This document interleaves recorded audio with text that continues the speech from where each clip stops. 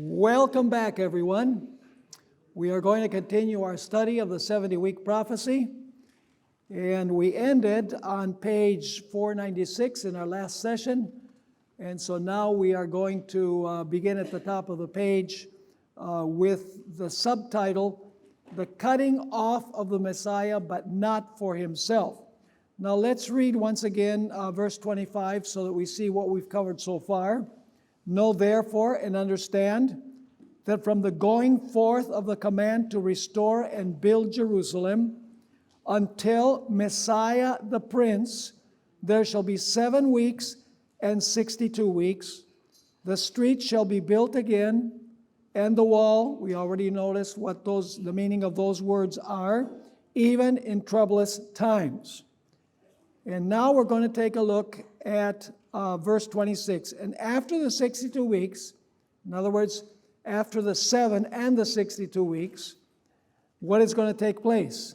Messiah is going to be cut off, but not for himself. So let's pursue that. All events in the previous section took place within the time frame of the first 7 weeks, which are 49 years. Then 62 weeks, that's 434 years later, the prophecy predicted that the Messiah would be cut off. What is the meaning of the expression cut off? For whom and why was the Messiah cut off? What is the meaning of the expression cut off, in other words? We find the answer to these questions in a parallel prophecy of Isaiah chapter 53. There are several terms in Daniel 9 that appear also in Isaiah 53. Notice some of those expressions and words that appear both in Daniel 9 and Isaiah 53. The word transgression, the word sin, the word iniquity, the word people, the word righteousness, and also the word or the expression cut off. Isaiah 53 verse 8 is strikingly similar to Daniel 9. Let's read Isaiah 53 and verse 8. He, that is the suffering servant, was taken from prison and from judgment. And who shall declare his generation? For he was what? This is a messianic prophecy. He was cut off out of the land of the living. In other words, he was killed, right? Cut off means he's killed. He was cut off from the land of the living. And for whom did he do it? Did he do it for himself? No, it says, for the transgression of my people was he stricken. So he was cut off, not for himself. And cut off means that he's cut off from the land of the living. In other words, he's killed. Clearly, the expression cut off means killed. And both prophecies indicate that he died for his people and not for himself. The altruistic death of the suffering servant is repeated in other verses of Isaiah 53. Not only does Isaiah 53 say that he was going to be cut off for the sins of his people, but notice what Isaiah 53 verses 3, 4, 5, 6, 11, and 12. I'm only including certain expressions in these verses. He hath borne our griefs and carried our sorrows.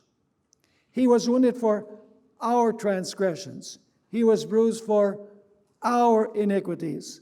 The chastisement of our peace was upon him, and with his stripes we are healed. The Lord hath laid on him the iniquity of us all.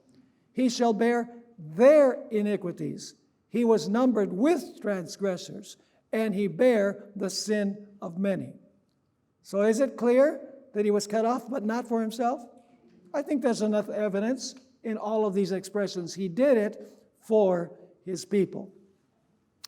And so let's go back to Daniel chapter 9. Immediately after saying, after 62 weeks, the Messiah shall be cut off, but not for himself, it speaks about the people of the prince who is to come shall destroy the city and the sanctuary, and the end of it shall be with a flood, until the end of the war, desolations are determined. We have a lot to say about what I just read.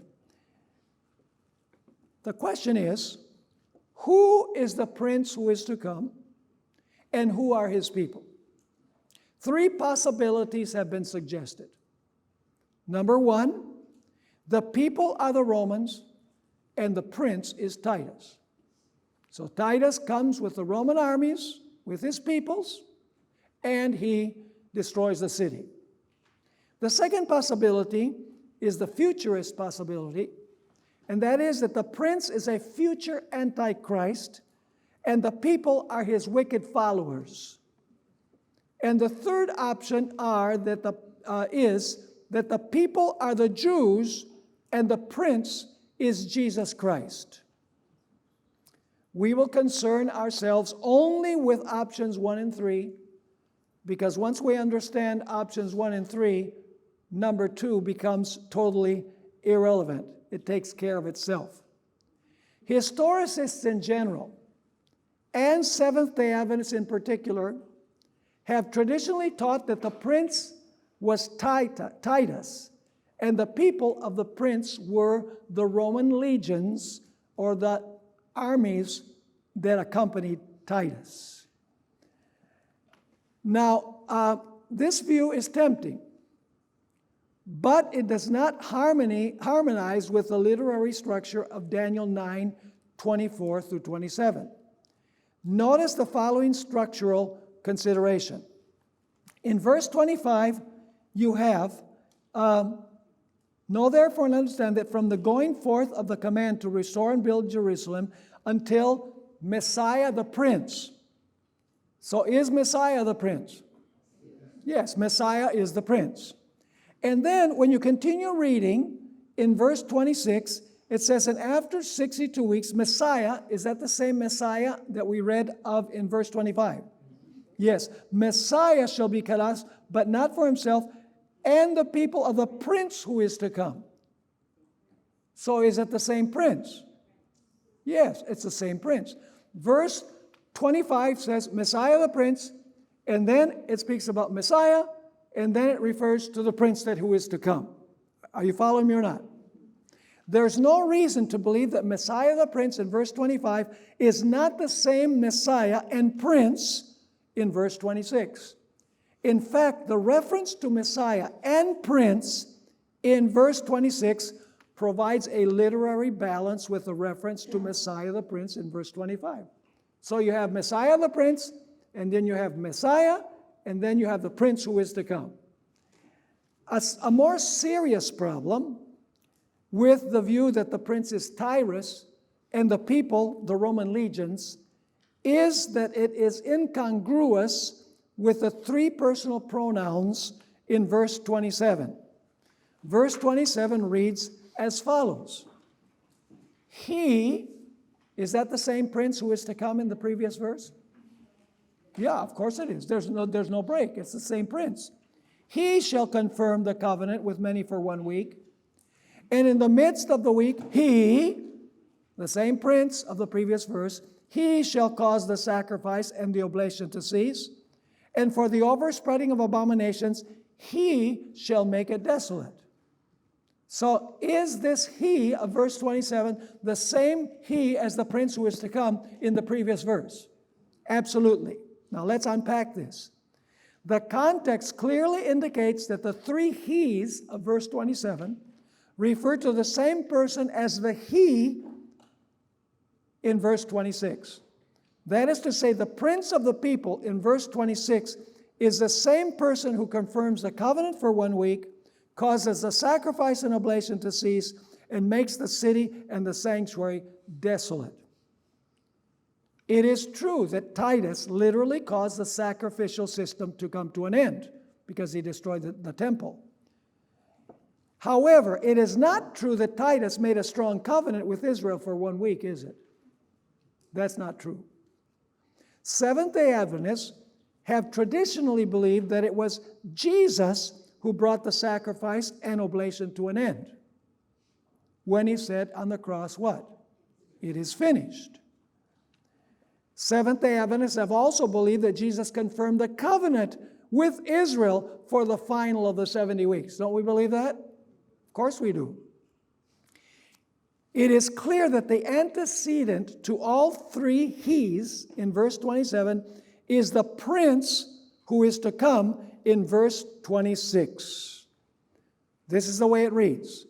The people of the prince that shall come shall destroy the city and the sanctuary, and he, the prince, the same one, shall confirm the covenant with many for 1 week, and in the midst of the week, he, the prince, shall cause the sacrifice and the oblation to cease, and for the overspreading of abominations, he, the same prince, shall make desolate. Are you following the argument here? Now, the difficult situation of understanding this way is that it gives the impression that Jesus, if you notice here, that the Jews destroyed Jerusalem. Let's pursue this. If the prince of verse 26 is Jesus, then the people of the prince must be whom? The Jews. The word people throughout Daniel 9 always refers to Israel, no exception, such as verses 15, 16, 19, 20, 24. Of course, the question that ensues is this: did the Jews, the people of the prince, destroy their own city and sanctuary? Are you understanding the problem here? Did the Jews destroy their own city and their own sanctuary? The idea appears to be absurd, but let's take a closer look. After all, the Jews did not destroy their own city or sanctuary. Titus and the Roman legions did. Or did they? It will help us to understand how the Jews destroyed their own city and sanctuary in AD 70 by comparing to the first destruction of Jerusalem by King Nebuchadnezzar. Who destroyed Jerusalem the first time? Was it God, Nebuchadnezzar, or Israel? Well, Daniel 9:14 explicitly states that it was God. 2 Chronicles 36:17-20 says that it was Nebuchadnezzar. And Daniel 9:11, 14, and 15 explains that Israel's sins caused the destruction of the city and the temple. Jeremiah warned what would happen if Israel refused to submit to the king of Babylon. God said in Jeremiah 28:23, "Thou shalt cause this city to be burned with fire." So who destroyed Jerusalem the first time? Was it God, Nebuchadnezzar, or Israel? The answer is yes. This is how it works out. Because of Israel's sins, God employed his servant Nebuchadnezzar to destroy the city and the temple. However, God would not have used Nebuchadnezzar had it not been for the sins of the people. In other words, Israel, because of her own sinful choices, brought destruction upon herself. Now let's take a look at the second destruction of Jerusalem. One thing is absolutely clear. This is an extremely important point now. One thing that is absolutely clear in Daniel 9. The destiny of Jerusalem is inseparably linked with what happened to the Messiah, the Prince. In other words, what happens with Jerusalem is related with what happened to the Prince. Let's continue here. Twice in the literary structure, what happened to the Messiah is followed by the destruction of Jerusalem. Verse 26 explains that after the Messiah was cut off, Jerusalem would be destroyed. And in verse 27, Jerusalem was destroyed after the prince caused the sacrifice and the oblation to cease. Are you following this or not? So what happens to the Messiah determines what happens to Jerusalem, in other words. Does the New Testament shed any light on how the destiny of the Messiah is linked to the fate of the second destruction of Jerusalem. Well, let's pursue this. On the Sunday before the crucifixion, Jesus entered Jerusalem at his triumphal entry on a donkey. At the conclusion of this majestic event, Jesus entered the temple and cast out the money changers. At this point, Matthew referred to the temple as the temple of God, and Jesus called it my house. When Jesus entered, at the end of the triumphal entry, it's called the temple of God, and Jesus refers to the temple as my house. In the following 2 chapters, this is important, in the following 2 chapters, Jesus told a series of parables where he underlined that the Jewish nation was about to make the terrible mistake of rejecting him. Of particular significance is the parable of the vineyard in Matthew 21, 33 to 34, where Jesus reviewed the history of Israel in 5 stages. First stage tells us that God sent servants to Israel to gather fruit at harvest season, but Israel rejected the messengers. This first group of messengers refers to the messengers that were sent to Israel after the exodus from Egypt. And then God sends more servants. You can read it in this parable. Those more servants are the ones that are sent after the Babylonian captivity. Zerubbabel, Haggai, etc. And then they rejected those as well. So last of all, the parable says, he sent his own what? His own son. And what did they do? They threw him out of the vineyard and they killed him. The next stage is described as, because the wicked men killed the son, the city was destroyed and burned. And then the kingdom goes to the Gentiles. Jesus says, the kingdom will be taken from you and given to whom? And given to the Gentiles. Are you seeing the 5 stages here? So what is the determining factor in the gospel going to the Gentiles? It must mean that the Jewish nation, by the crucifixion of the Messiah, caused the destruction of their own city and the end of the theocracy. These 5 stages of Israel's history in Matthew 21, 33 to 34, parallel the same stages of Israel's history in Daniel 9. In other words, you have the same 5 stages in Daniel 9. Stage number 1, after God freed the people from Egypt, he sent them messengers, but they mocked and rejected them. You see this in Daniel chapter 9, in Daniel's prayer. Also in 2 Chronicles 36. Stage number 2. After the Babylonian captivity, God gave Israel another opportunity. 70 weeks, right? The city and the temple were rebuilt, and God gave them 70 weeks to bear fruit. During this period, God sent them additional messengers, many of them. Haggai, Zechariah, Zerubbabel, Joshua, the high priest, Ezra, Nehemiah, Malachi, John the Baptist. However, they also rejected these messengers and fell into apostasy. So who's next? So God sends his what? Jesus Christ, his own son. And what do? He's cut off by them. Now, because Israel rejected the Messiah, what happens? The Roman legions come, and they destroyed Jerusalem and the temple. And then what happens? The Gentiles then become the new Israel. No longer was the gospel message for the lost sheep of the house of Israel, because the 70 weeks have come to an end. When Stephen was stoned, the theocracy came to an end, and the gospel went to the Gentiles. Are you catching the picture or not? Does the destruction of Jerusalem have anything to do with the death of the Messiah?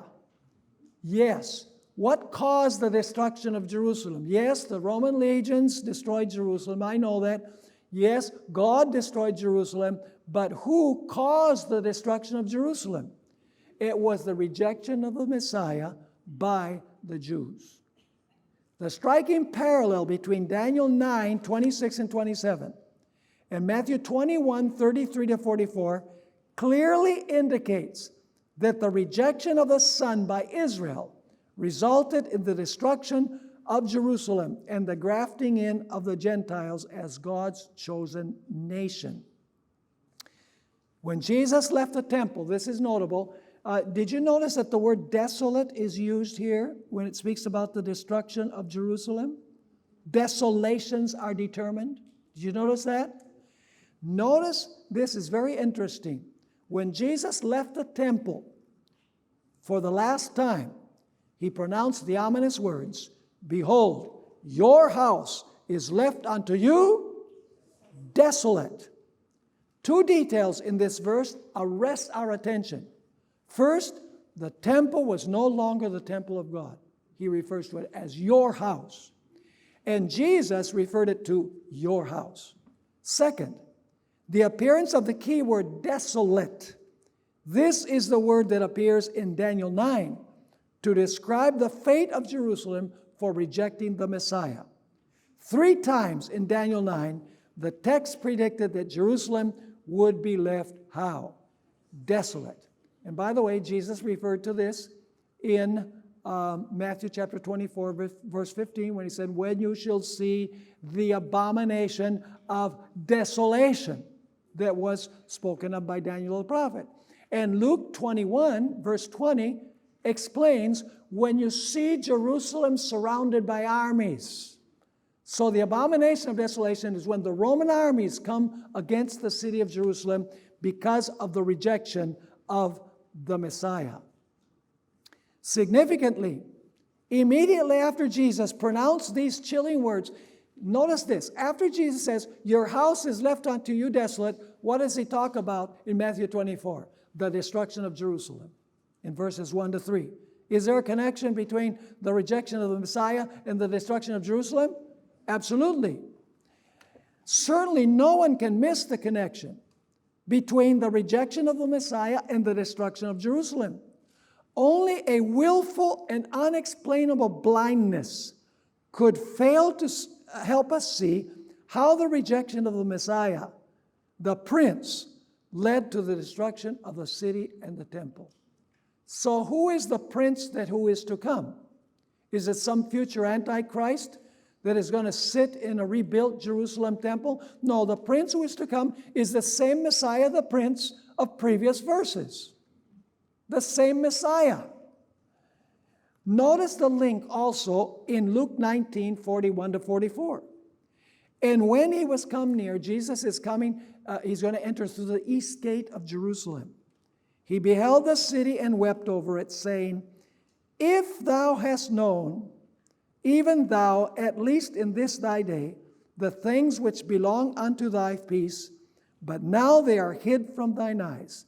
For the day shall come upon thee, that thine enemies," referring to the Romans, "shall cast a trench about thee, and compass thee round, and keep thee in on every side, and shall lay thee even with the ground, and thy children with thee.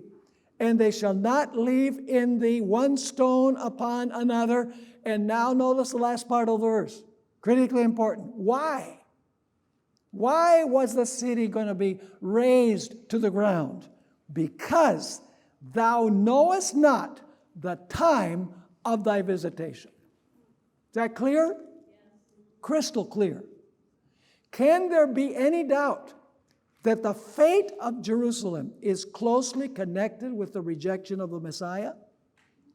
Let's focus for a few moments on the parable of Matthew 22, verse 1 through 14, because it also explains the reason why Jerusalem was destroyed the second time.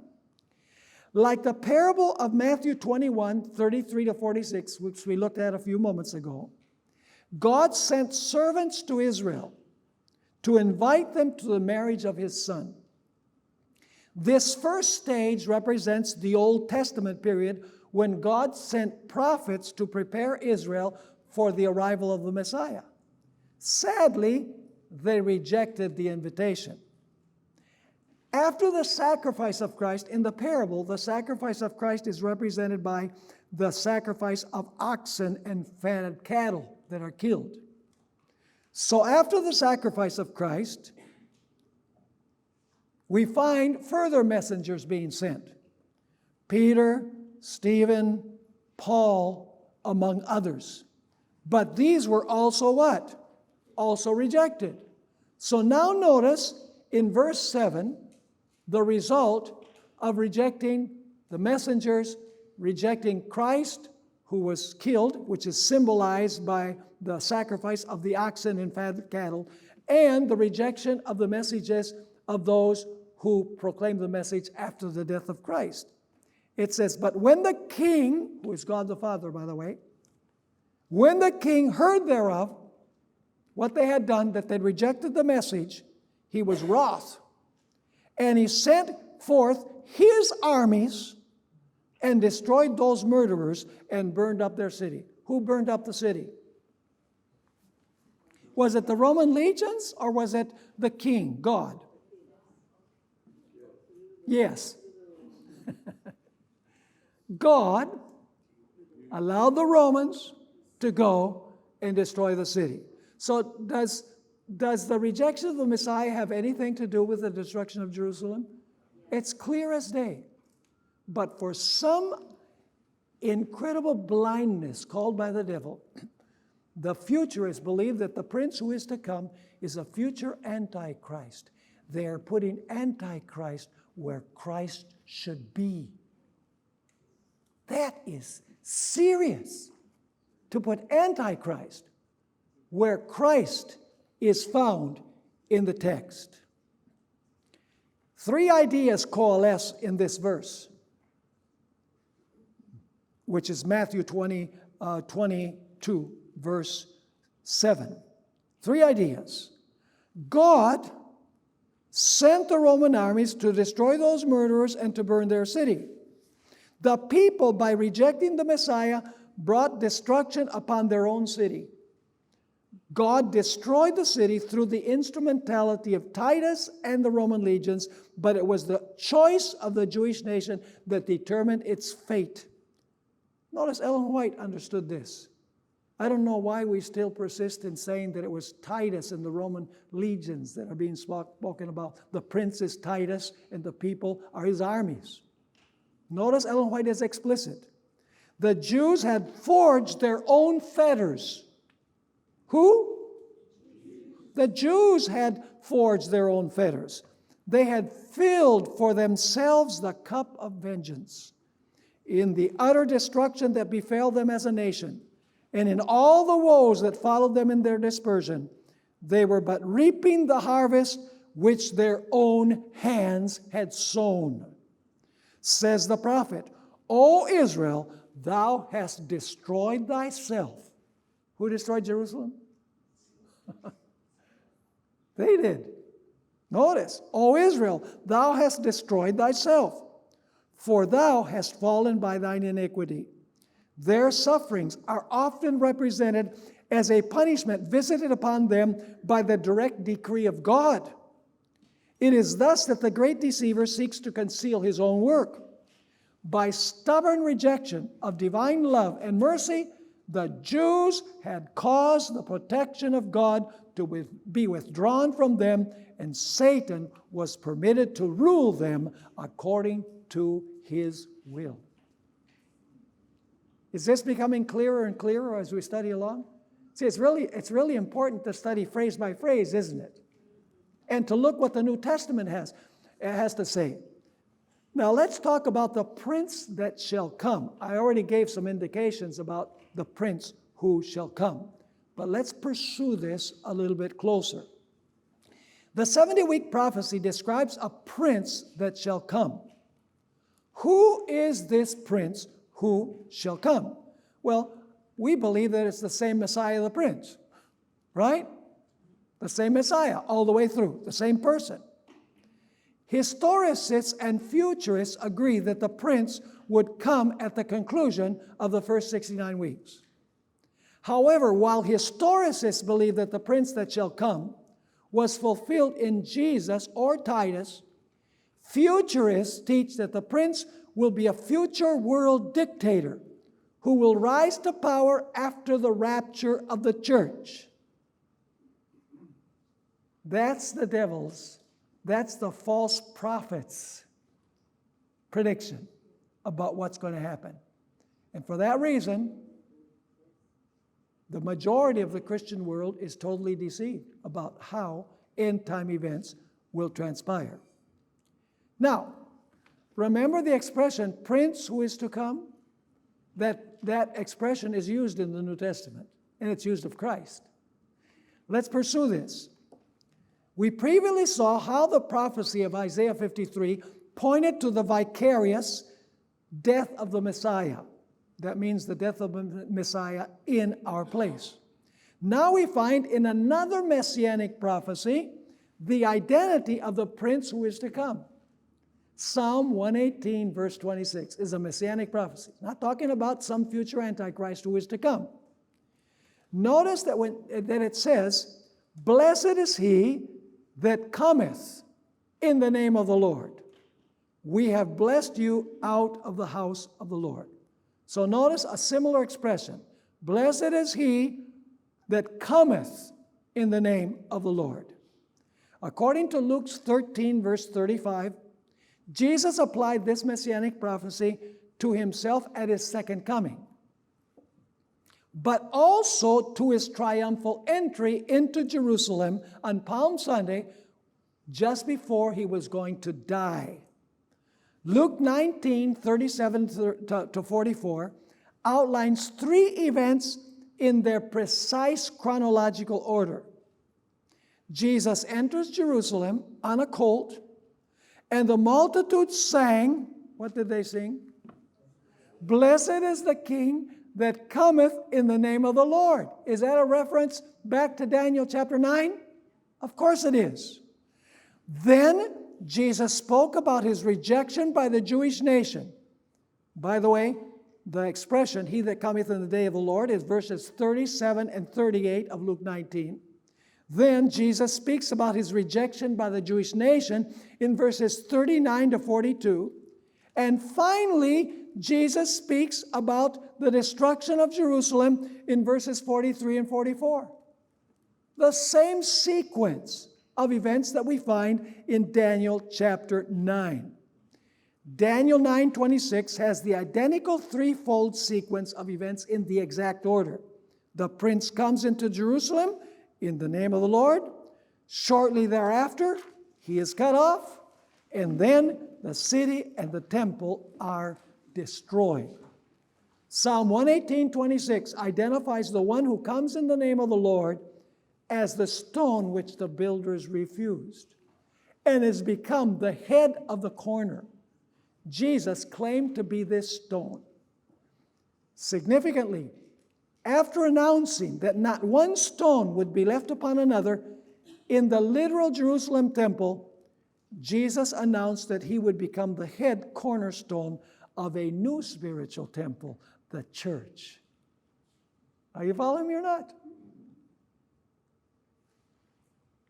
In the Old Testament, the word head is used interchangeably with the word prince or ruler. Now, let's talk about shall destroy the city and the sanctuary. We're going by phrase. Let's go back to verse 25 again.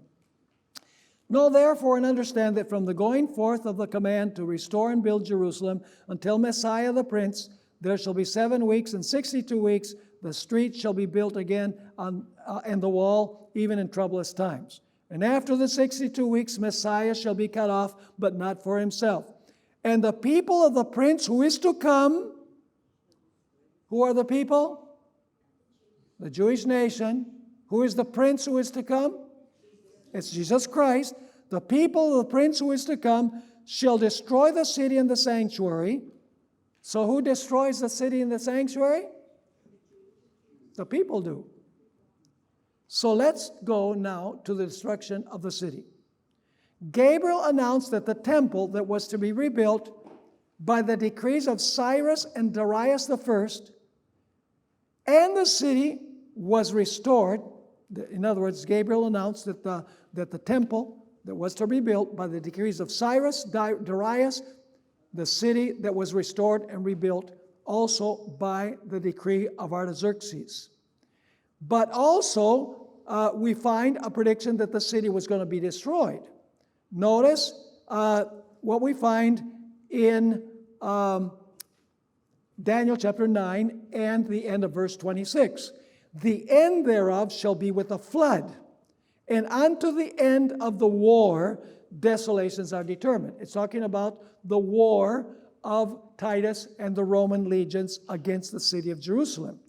Now, the antecedents of the word thereof are city and sanctuary. In other words, when it says, the end thereof shall be with a flood, it's talking about the end of the city and the sanctuary. In other words, the end of the city and the sanctuary would be with a flood. In the Bible, a devastating military invasion is compared to an overwhelming flood. Flavius Josephus, in his classic work, The Wars of the Jews, wrote a vivid description of the destruction of Jerusalem and its temple by Titus and the Roman legions. It is of interest that Josephus used the word war, the very word that appears in the prophecy of Daniel 9:26. Ellen White gave a vivid description of the destruction of Jerusalem in the first chapter of the book, The Great Controversy. Significant also in Daniel 9:26 is the word desolations, which reminds us of the words of Jesus to the Jewish leaders. Behold, your house is left unto you what? Desolate. And he said this immediately before he spoke about the destruction of Jerusalem and the temple. We're going to talk a little bit more about the word desolations when we deal with the last half of the next verse, verse 27. Someone might object that the destruction of Jerusalem fell outside the parameters of the 70 weeks. Is that true? Was Jerusalem destroyed within the 70-week period? No. So some people say the destruction of Jerusalem cannot be referred to here. This is true. It's true that the destruction of Jerusalem falls outside the parameters of the 70 weeks, but let's see why. However, though the destruction of Jerusalem fell outside the chronological time frame of the 70 weeks, because the 70 weeks ended in the year 34, it is inseparably linked with events that occurred within that time period, correct? The destruction of the city in the year 70 is linked with events that happened during the period of the 70 weeks. This is reflected in the last phrases of Daniel 9:26 and 9:27. Here's the key. Notice, once again, verse 26. It says there at the end of the verse, shall destroy the city and the sanctuary, the end thereof shall be with a flood, till the end of the war, desolations are what? Determined. That's important. Notice verse 27. He shall confirm a covenant with many for 1 week, but in the middle of the week he shall bring to end the sacrifice and offering. And on the wing of abomination shall be one who makes desolate, even until the consummation, which is what? Determined. So what does that mean? As we have previously noted, the word determined refers to an event that has been decreed or decided before it occurs. Are you following the point here? So had the destiny of Jerusalem already been determined, had the destruction of Jerusalem already been determined during the 70 weeks? Yes. That is to say, the destruction of Jerusalem and its temple had already been determined by events which took place during the time frame of the 70 weeks, particularly the last week. Is it clear? Now, let's discuss, he shall confirm the covenant with many for 1 week. Futurists say, see, this prince who is to come is a nasty individual who's going to sit in the Jerusalem temple and he's going to make a covenant with the literal Jews for 1 week. Let's discuss this. Let's ask several questions. Who does the pronoun he refer to in this verse? What does the word confirm mean, and which covenant is being spoken of as confirmed? Who are the many with whom the covenant is confirmed? And of course, is this talking about the last week? When it says 1 week, is it talking about the last week of the 70? The meaning of verse 27 revolves around the identity of the person who confirms the covenant for 1 week. The all-important question then is this: who is this person? Futurists believe, as I mentioned before, he is a future Antichrist who, after the rapture of the church, will make a 7-year pact or covenant with the literal Jews, only to break it in the middle of the week. According to their view, this vile person will halt the sacrificial system in a rebuilt Jerusalem temple and impose a reign of terror for the last 3.5 years of the 7-year tribulation. Is that a counterfeit or what? That is a total counterfeit of what God is trying to teach through this particular prophecy. There are ample reasons to believe that this person is the same as the Messiah who was cut off in verse 26. There is no contextual or syntactical reason to insert the Antichrist into this verse. As we have seen in our discussion above, Jesus Christ fits this prophecy like hand in glove. This fact will become ever clearer as we answer the questions that we formulated at the beginning of this section. What is the meaning of the sentence, "He shall confirm a covenant with many for 1 week"? Now here comes an interesting detail. Without any exception, every time the word covenant appears in Daniel, it refers to God's covenant with His people. Not once does it refer to a political covenant. Daniel 9 verse 4 describes a God who keeps the covenant and mercy to them that love Him. Daniel 11:22 refers to Jesus as the Prince of the covenant. Daniel 9:27 also links prince and covenant. Daniel 11:28 and 30 describes the holy covenant. And Daniel 11:32 refers to those who do wickedly against the covenant. So in Daniel, the covenant is always God's covenant. Never is it a secular covenant by a secular ruler. The word covenant in Daniel 9:27 does not have a definite article. In other words, it doesn't say the covenant. It says He shall confirm a covenant. However, it is interesting that the King James Version inserts the definite article, the covenant. This is significant because it shows that before the rapture theory, which occurs in the 18th century, early 18th century, before the rapture theory intruded into the church in the 18th and 19th century, the King James translators believed that Daniel 9:27 was referring to whose covenant? Was referring to God's covenant. It is the covenant, not a covenant. Daniel 9, in his prayer, is the only chapter where the covenant name Yahweh appears. This is God's covenant name throughout the Old Testament. The expression, "He shall confirm the covenant," is better translated, "He shall make strong the covenant." The Hebrew word gabar appears some 328 times in the Old Testament, and the basic meaning is strong or mighty. For example, in Isaiah 9 verse 6, this word is translated, "Mighty God, everlasting Father, Prince of Peace." So the word really means to make strong. In some sense, this prince is going to make strong the covenant. Now, why would it say that he was going to make strong a covenant? Was the covenant weak, is the big question.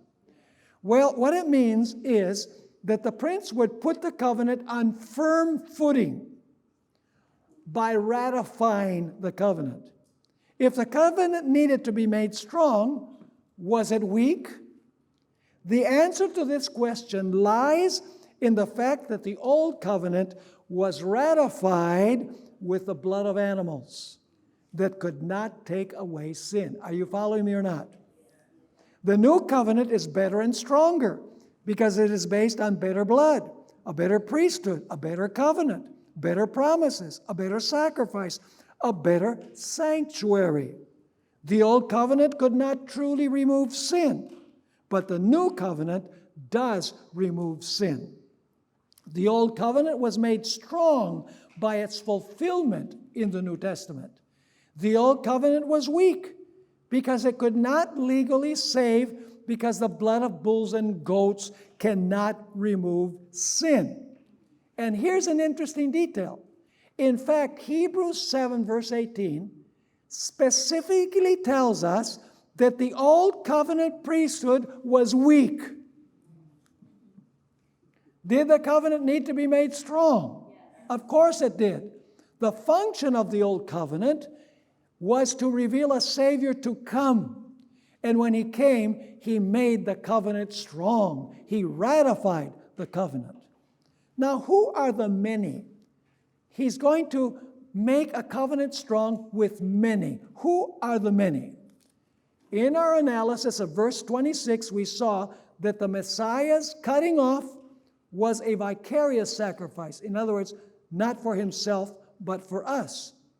The word many is key.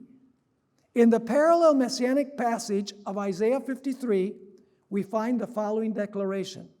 By His knowledge shall my righteous servant justify what? Many, for he shall bear their iniquities. This prophecy of Isaiah 53 is picked up in the New Testament. See, the problem that futurists have is that they go from the prophecy of the Old Testament, they bypass the New Testament, and they go straight to the end time. That's the problem. But the Gospels are the key that open this prophecy. But because they ignore the Gospels and they put over a 2,000-year gap between week number 69 and week number 70, they don't see the light, the beautiful messianic fulfillment of this prophecy in Jesus Christ. So Mark 10:45 assures us that Jesus came not to be ministered unto, but to minister and to give His life a ransom for, there's the word, many. Once more, the word many is linked with a vicarious sacrifice here. Hebrews 9:28 contains the same idea. So Christ was once offered to bear the sins of many. So who's making the covenant? The Messiah. And who are the many? His people. However, the most important verse for understanding the word many is in Matthew 26:28. When Jesus instituted the Lord's Supper as a memorial of His death until He comes, He said, "This is the blood of the New Testament." By the way, don't get all hung up with the word testament from the King James. It's the same word diatheke, which means covenant. So this is the blood of the new covenant, which is shed for many for the remission of sins. All these texts are related by a common idea, a vicarious sacrifice for many. Thus the statement of Daniel 9:26 that the Messiah was cut off, but not for Himself, was picked up by the three New Testament writers and applied to Jesus Christ. Also, the fact that Jesus linked His vicarious sacrifice with the word many and covenant. Do you see the same words? A covenant with many. The fact that Jesus linked the word many and covenant is compelling evidence that the New Testament holds the key that unlocks the meaning of the prophecy of the 70 weeks. Let's move on to our final consideration in this section. To which week was Gabriel referring when he explained, "And He shall confirm the covenant with many for 1 week"? Well, it's obvious that he's referring to week number what? Week number 70. However, Dr. William Shea, who was my teacher in the seminary, has pointed out that there is a chronological progression of the Messiah's career that is repeated twice in chiastic function in Daniel 9:25 to 27, ending each time with the destruction of Jerusalem. Notice the interesting chiastic structure of Daniel 9:25 to 27. A, the anointing of the Messiah begins the 70th week. B, Messiah is cut off at an unspecified point in the 70th week. C, Messiah's death leads to the destruction of Jerusalem. Are you understanding the structure here? Okay? So, the anointing of the Messiah begins the 70th week. He's cut off, but it doesn't say exactly when in this verse, during the 70th week. And then the Messiah's death leads to Jerusalem's destruction in AD 70. Now, verse 27 repeats the same events in chiastic structure. The Messiah makes the covenant strong, beginning with the 70th week. B, Messiah causes the sacrifice to cease. Now it defines when it's going to cease. In the middle of the week is when he's going to be cut off. And then C, it refers to the destruction of Jerusalem. Do you see the chiasm here between verses 26 and 27? So let's go here. A comparison of verses 25 and 26 with verse 27 reveals that verses 25 through 27 cannot be read in linear fashion, as if one event followed the other in a neat chronological sequence. The fact is that the same material is repeated twice in chiastic fashion. Verse 27 expands upon verses 25 and 26. The A in verse 25 points the date for the initiation of Messiah's ministry during the 70th week, while the A in verse 27 emphasizes that the Messiah made strong the covenant during the 70th week. The B in verse 26 describes the death of the Messiah at some point during the 70th week, but does not specify the exact time. The corresponding B in verse 27 pinpoints the precise time of the Messiah's death in the middle of the 70th week. The C in verse 26 describes the destruction of Jerusalem, as does the C in verse 27. This beautiful symmetry is further evidence that the Messiah, the Prince of verse 25, is the same person as Messiah and Prince in verse 26. You get it? It's amazing. See, when we study this, it's not just enough to read the Bible. We got to think when we're reading. We got to ask why. Where do I find this in some other place in the Bible? We have to be like detectives. You know, one of my favorite television programs, maybe I shouldn't be saying that I watch television. I don't watch very much. But one of my favorite programs is Columbo. Because the emphasis is not on the murder. The emphasis is how he works like a detective, looking for clues. And then he puts all the clues together. Gotcha. Study of Bible is like detective work. You look for a clue here, a clue there. You go to the New Testament, you go to the Old Testament, you go to Genesis, you go to Revelation.